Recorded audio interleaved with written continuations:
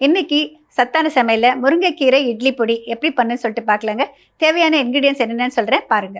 முருங்கைக்கீரை இட்லி பொடி செய்ய தேவையான பொருட்கள்: உலர வைத்த கறிவேப்பிலை விரும்பும் அளவு, உலர வைத்த முருங்கை இலை பொடி 1½ டேபிள் ஸ்பூன், கருப்பு உளுந்து 1/4 கப், வெள்ளை உளுந்து 1 டேபிள் ஸ்பூன், எள் 1 டேபிள் ஸ்பூன், கடலைப்பருப்பு 1 டீஸ்பூன், தனியா 1 டீஸ்பூன், சிகப்பு மிளகாய் 10, புளி சிறிதளவு, உரித்த பூண்டு 8 பற்கள், தேவையான அளவு உப்பு, எண்ணெய் தேவைப்படும் அளவு.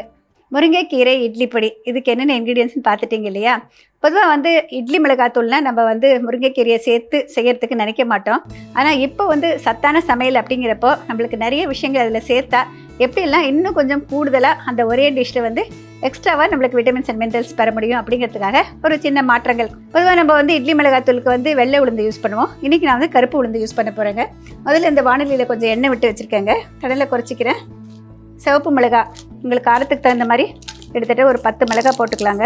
10ஓ 12ஓ உங்கள் விருப்பத்துக்கு தகுந்த மாதிரி. இந்த நெடி வராமல் இருக்கிறதுக்கு முதல்ல ஒரே ஒரு சிட்டிகை உப்பு சேர்த்துக்கிறேன்.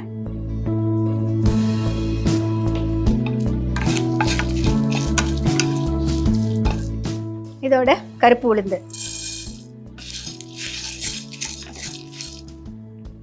இதோடைய வெள்ளை உளுந்து சேர்த்துக்கிறேன். அது வறுபட்டு தெரியாதுங்கிறதுக்காக வெள்ளை உளுந்து சேர்க்குறேன். வெள்ளை உளுந்தை விட கருப்பு உளுந்து கூடுதலாக சுவை மட்டும் இல்லைங்க, கூடுதலான சத்துக்கள் அதில் தோலோடு பண்ணுறப்போ. இதோட நான் ஒரு ருசிக்காக எங்கள் வீட்டில் எப்போ இட்லி மிளகாத்தூளில் 1 டீஸ்பூன் தனியா சேர்ப்போங்க. அந்த தனியா சேர்த்துக்கிறேன்.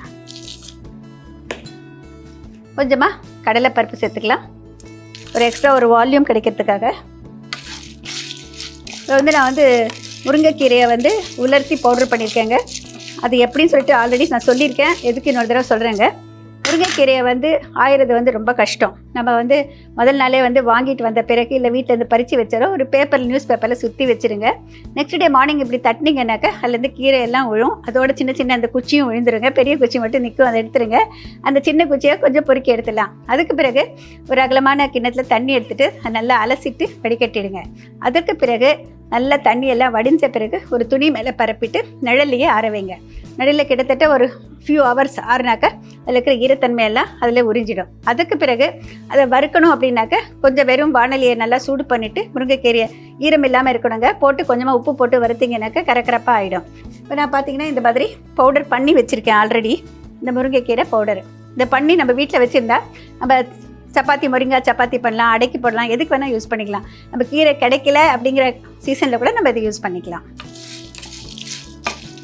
இதில் பார்த்திங்கன்னா நம்ம இந்த உளுந்து வறுப்பட்ட பிறகு தான் எள்ளு போடலாங்க. எள்ளு ரொம்ப சீக்கிரம் வறுப்பட்டுரும். முதலியே போட்டிங்கன்னா இது வறுப்படாது. அதே நேரம் எள்ளு வெடிக்க ஆரம்பிச்சிடும். நீங்கள் விருப்பப்பட்ட இதில் கொஞ்சமாக மிளகு சீரகம் கூட சேர்க்கலாம். கொஞ்சம் கூடுதலாக நம்மளுக்கு டேஸ்ட்டு மட்டும் இல்லை, மருத்துவ குணமும் கிடைக்கும். ஒரு மாதிரி நல்ல கோல்டன் ப்ரௌன் வரணும். அதே நேரம் நல்ல மணம் வரணும்.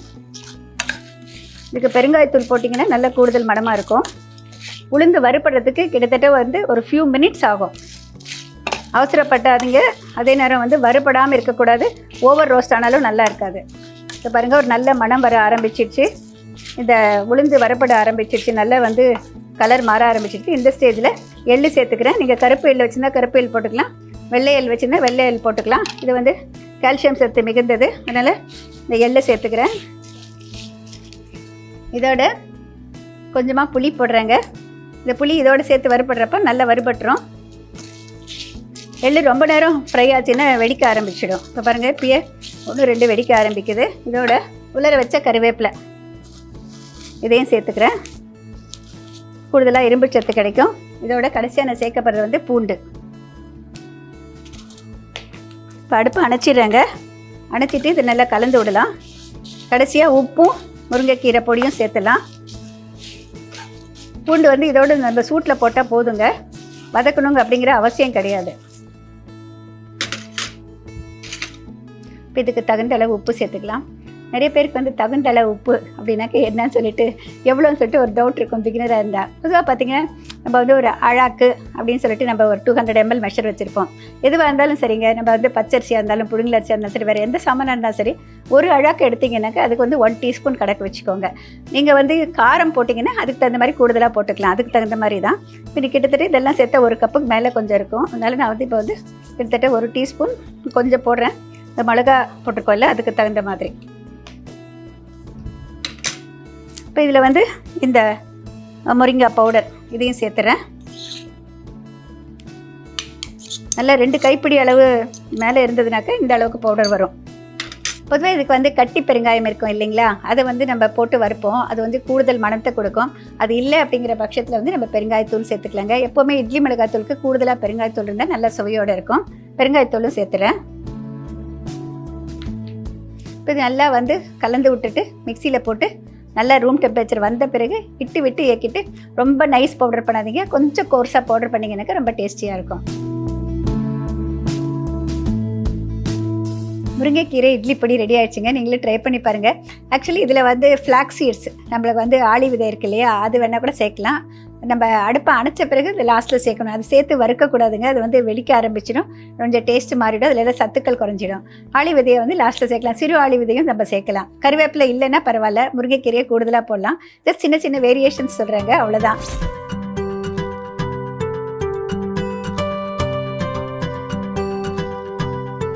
முருங்கைக்கீரை இட்லி பொடி எப்படி பண்ணுன்னு சொல்லிட்டு இப்போ ஒரு ரீகேப் பார்க்கலாங்க. முதல்ல ஒரு வாணலியில் ரொம்ப கொஞ்சமாக எண்ணெய் விட்டுட்டு சிகப்பு மிளகாய் சேர்த்துக்கோங்க. சிகப்பு மிளகாய் அதிகமான நெடி வராமல் இருக்கிறதுக்காக கொஞ்சமாக உப்பு தூவிக்கோங்க. இதோட கருப்பு உளுந்து வெள்ளை உளுந்து சேர்த்துக்கோங்க.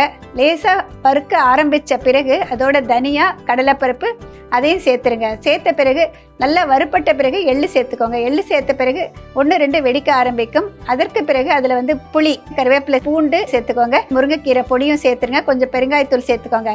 சின்ன மிக்சியில் விட்டு இயக்கிட்டு கொரகொரப்பாக பவுடர் பண்ணி எடுத்துட்டிங்கனாக்கா மிக சுவையான முருங்கைக்கீரை இட்லி பொடி தயார். இதை எதுக்கெல்லாம் யூஸ் பண்ணலாம் அப்படிங்கிற ஒரு விஷயம் அப்படின்னு பார்த்தீங்கன்னா, இட்லிக்கு தொட்டுக்கலாம், தோசைக்கு தொட்டுக்கலாம். அதோடு வந்து நம்ம பார்த்திங்கன்னா ஒரு சில பொரியல் பண்ணுறப்போ, இப்போ காலிஃப்ளவர் ஃப்ரை அந்த மாதிரிலாம் பண்ணுறப்போ மேலே தூவலாங்க. ஈவன் உருளைக்கிழங்கு ஃப்ரை அதுக்கெல்லாம் பண்ணலாம். நம்ம ஒரு சில சாலட் பண்ணுறப்போ அதுக்கு வந்து மேலே தூவிக்கலாம். ஒரு நல்ல ஒரு டேஸ்ட்டு கொடுக்கும். எதுவுமே இல்லைன்னா சாப்பாட்டில் கூட நம்ம போட்டு நெய் போட்டு இல்லை நம்மளை நல்லெண்ணெய் விட்டு கலந்து சாப்பிட்லாம். ஏன்னா இதில் வந்து நம்ம புளி போட்டிருக்கோம், பூண்டு போட்டிருக்கோம், எல்லாமே போட்டிருக்கோம். அதனால் ஒரு மல்டி பர்பஸ் பவுடரை இந்த மாதிரி செஞ்சு வச்சுக்கலாங்க. நம்ம எள்ளு வேறு சேர்த்துருக்கோம். அதனால் வந்து நம்மளுக்கு கூடுதலாக வந்து ஆரோக்கியம் தர நிறைய விஷயங்கள் இதை சேர்த்துருக்கேன். அதே நேரம் டேஸ்ட்லேயும் வந்து காம்ப்ரமைஸே கிடையாதுங்க. ரொம்ப டேஸ்டியாக இருக்கும். நீங்கள் ட்ரை பண்ணி பார்த்துட்டு சொல்லுங்கள்.